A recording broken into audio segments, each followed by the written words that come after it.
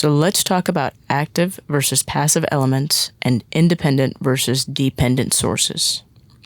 Active elements are capable of generating energy to the circuit. Voltage and current sources are good examples of this. Passive elements are not capable of generating energy to the circuit. Resistors are a common example of this.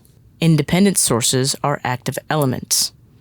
They provide a specific voltage or current that is independent of other circuit elements. They are illustrated with circles. Independent voltage sources have a plus and minus symbol indicating their positive and negative terminals, and independent current sources have an arrow indicating the direction of current flow.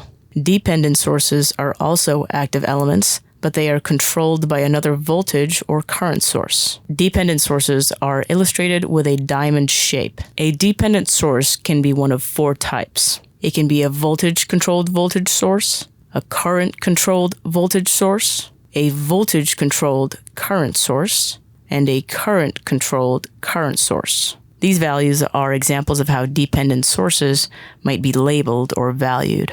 It should be noted that an ideal voltage source, either dependent or independent, will produce any current required to ensure that the terminal voltage is as stated, whereas an ideal current source will produce the necessary voltage to ensure the stated current flow. This lecture is included in Unit 1 of our Electric Circuit Analysis series, where we cover basic concepts including charge and current, voltage, and power and energy. The formula sheet for this entire unit is available for purchase at payhip.com/EngineerPeer. Right now, all our formula sheets are on sale for 50% off.